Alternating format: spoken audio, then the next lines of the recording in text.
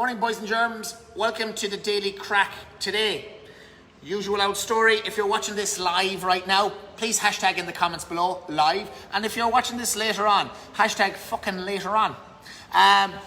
Topic of conversation today because it's a little bit of a kind of a continuation of what I've been talking about the last couple of days, and building muscle, and building muscle is key and how important it is no matter what your goal is that you're trying to do, especially if you're a CrossFitter. Putting on a bit of muscle around a joint is important to protect it, and also training the correct way to build muscle is a very important thing.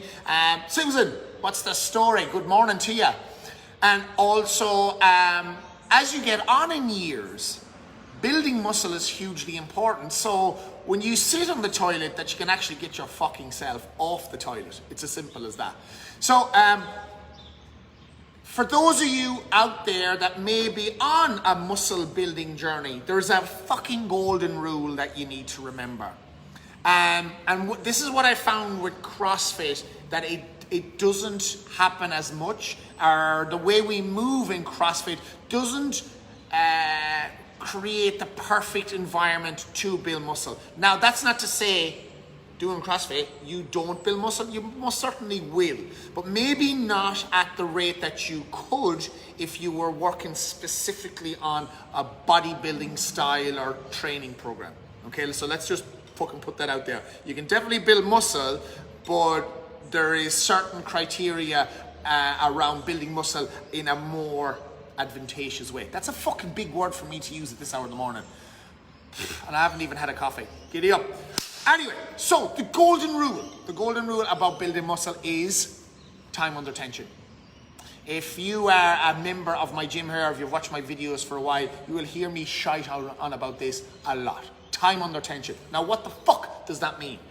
Listen, if you're trying to build some muscle, the best way to do it is to create microscopic metabolic damage to the fibers. That means on a microscopic level, you're going to break those fibers down. You're going to pull them apart. And when they recover and build back, they build back stronger and thicker so they can prepare for the next big load.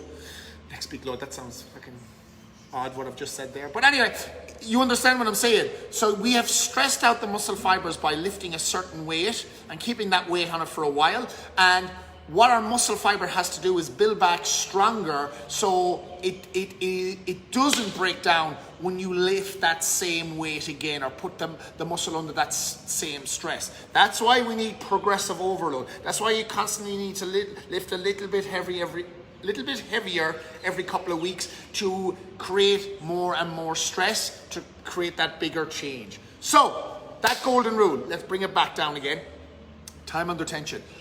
How does that work? Let's take, for example, the chesticles. All right, so if I am doing a bench press or a dumbbell bench press or even a floor press, if you're working with equipment at home at the moment, what I want to do to ensure I'm getting as much time under tension in my muscle is create a lot of contraction and tension at the top, or shorten that muscle to its maximum shortness, okay? The maximum contraction. Once we're there, we want to keep that tension on and then move it through a range of motion. Once we move it through a range of motion enough times and keep that tension on it for as long as possible, pretty much hitting fatigue, what's happening to the muscle fiber in that microscopic level is that the fibers are breaking down.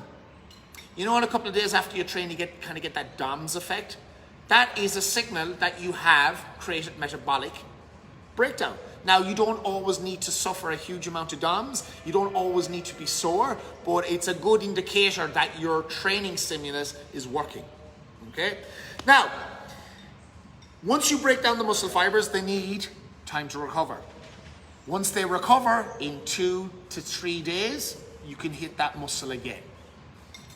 Normally, a good bodybuilding split would be, upper body, lower body, maybe upper body back, then lower body quad. There's a split going on, and it takes a little bit of time and a little bit of experience to know what's the best split for you. First of all, how much time can you spend in the gym? How many times a week can you go to the gym?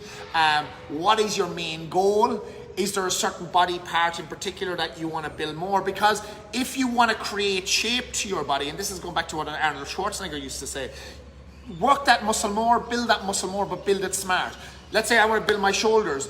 Now, it's not going to be I'm not going to be at an advantage training my shoulders every day. In actual fact, I'll probably go backwards if I'm training them every day because I'm never allowing the muscle fibers to recover.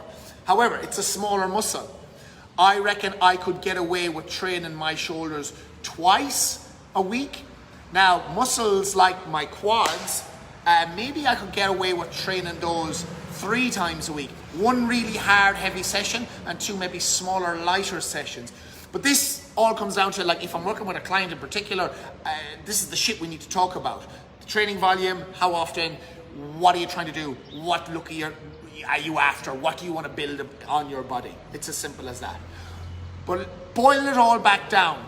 If you are on a muscle building journey, just rocking up to the gym and seeing your program and seeing that you have 12 reps, thanks truck, seeing that you have 12 reps to do and just picking up dumbbells and just trying to get them done as fast as possible is no fucking addition. You're as well fucking go to the pub than go to the fucking gym. So go to the gym and approach your program, especially if it's a bodybuilding program, smarter. The smarter way would be, okay, that weight there, I'm going to pick it up and I'm going to hold that in my arms and move it through the reps for as long as possible. So your 12 reps, rather than doing it in 20 seconds, it should take you 45 seconds to almost a minute. That's much longer time under tension. It means you're going to be doing the reps way slower, but you're going to get way more bang for your buck. Okay? So, bodybuilding, time under tension. Create tension in the muscle, learn how to feel the muscle working, load it up progressively over time. You don't need massive weights to create the same effect. You just need to slow your shit down. Okay? In CrossFit workouts, as you know, we move quite fast. That's where the difference is. CrossFit workouts end up being more a cardio style thing. So add in bodybuilding, slower movements. 2 together, it's like the ultimate love child. Unbelievable. Boys and germs, any questions on that shit, ask below. Other than that, have a fucking great day. Giddy up.